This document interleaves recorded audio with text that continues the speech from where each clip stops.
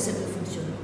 Moi, je ne suis pas dans l'état d'esprit de me dire que les recettes de fonctionnement vont augmenter à proportion de ce que la Chambre indique, parce que je sais qu'il y a en préparation, mais elle ne peut pas l'ignorer, le fait que le gouvernement veut faire peser sur les collectivités, au travers d'une nouvelle contribution de réduction des dépenses publiques, une baisse encore des dotations. Ce n'est pas pour rien que le président de l'Association des maires de France, M. Barouin, est intervenu de manière assez virulente lors du dernier congrès de l'aide.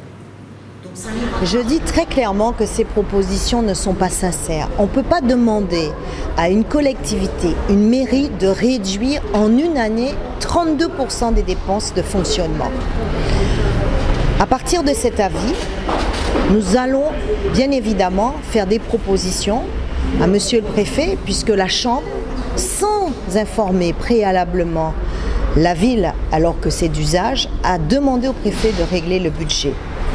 Nous allons faire des propositions pour que le préfet puisse tenir compte de nos obligations, des compétences obligatoires, notamment s'agissant des établissements scolaires.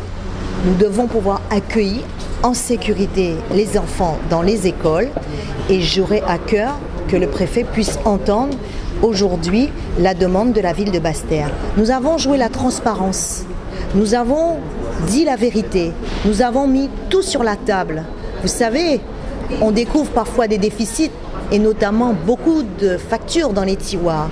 Moi, j'ai souhaité aller vite à l'équilibre pour être dans une relation de confiance, pour dire la vérité et montrer qu'aujourd'hui, les choses sont compliquées. On ne peut pas nous demander de réduire notre masse salariale et en même temps, vous voyez un État qui, par des mesures en faveur notamment de la revalorisation du traitement des fonctionnaires, ce que je ne conteste pas, il nous oblige à augmenter cette masse. Il y a de la contradiction entre ce qui est demandé et ce que nous pouvons faire. C'est la raison pour laquelle je considère que ce n'est pas sincère. On parle beaucoup des comptes insincères des collectivités, mais pour une fois, je me permets de le dire, derrière la vie, je ne peux pas imaginer qu'il n'y ait pas d'autres objectifs poursuivis. En tout cas, ce serait vraiment regrettable.